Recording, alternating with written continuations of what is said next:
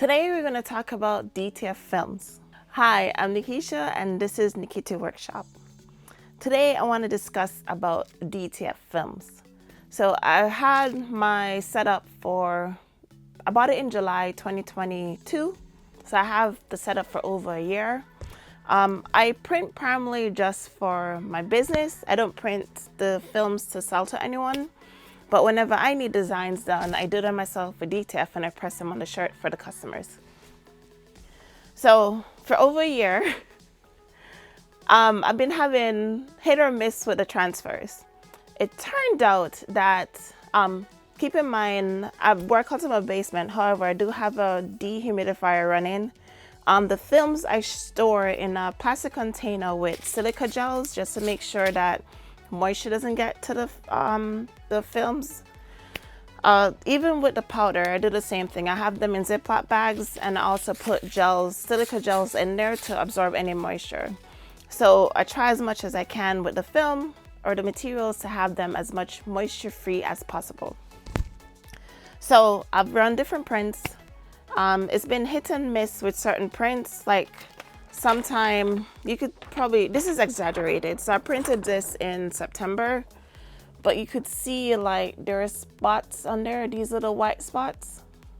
When I see these, I know when I press the film, I'm gonna have issues. And you can see more, like in the black areas, you could see it's look like it's raised. So what happened is when you press these, those little white spots on the film is not going to transfer, and actually on the shirt or whatever garment you press on is going to have like a blank spot because the ink didn't stick to it well. You can see here too. Yeah, these are printed a while, so it kind of exaggerates the white spots because it's been sitting. So you can see them there. This one you could see if I'd press it, the little white spots. Yeah, it's more on here. You can see here. So like I said, you see more with the dark colors that are happening. This is another part too, where you could see there's like a gap between the ink and the film. You can probably see here. It's almost like the ink is uplifting from the film. So when I see that on the print, I know it's not gonna press well. And here's another one. So you could actually see, like, I hope you guys could see it. Like this, you could see like lines of the black in between there. And then they're like speckles or little specks of the colors not coming through. So all these films that you see, it turned out the film is not compatible with the ink that I was using. And actually these films are discontinued from, I buy my supplies from All American Print Supply. So these films in question, they're not even, either they're discontinued, you're not able to buy them now because they took them off. So I'm using the Prestige ink. I'll show you. Prestige high viscosity, DTF ink. And even this, they're discontinuing. They're going with a different brand. So eventually I have to swap these out for whatever they have next that's available. So this is the film.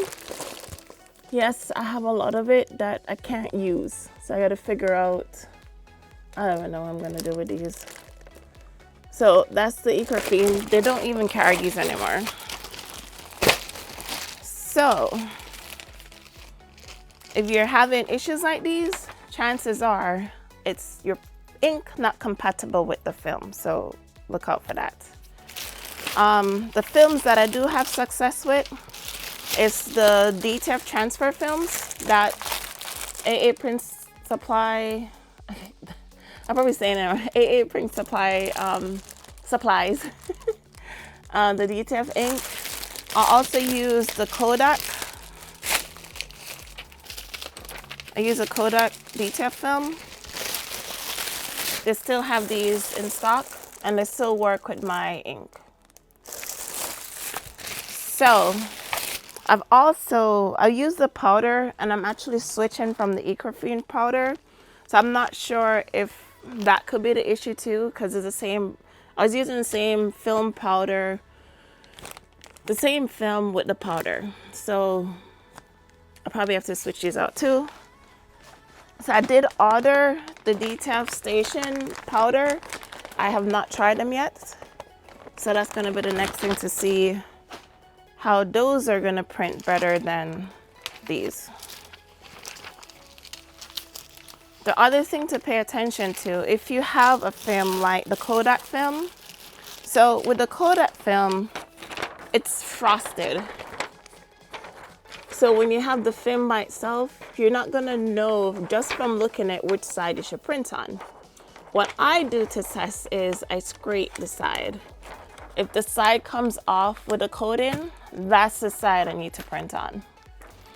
As you see, if I scrape this side, you can hear it, nothing's coming off. You need to print on the coated side.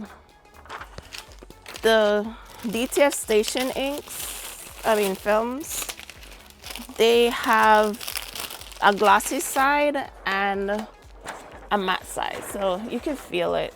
It has a glossy side, you can see how shiny it is. And you have the matte side, which just has the coating. You need to print on the coated side.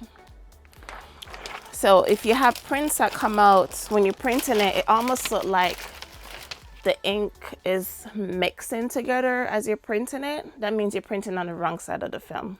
Flip the film over or put a new film in and then print on the coated side. So I think that's it for films. Key takeaway, make sure the ink is compatible with your film. Make sure you're printing on the right side of the film. And also pay attention to the curing and also the pressing instruction of each film that you have. All three films have different instructions. One's a cold peel. I think the Kodak is a cold peel. The DTF station is a hot or warm peel. Don't peel it hot. Let it cool down a little bit and do it like a warm peel. And then for the cold peel, let it cool completely, and then you can pull it apart and press again. Yeah. Thanks for watching. Bye.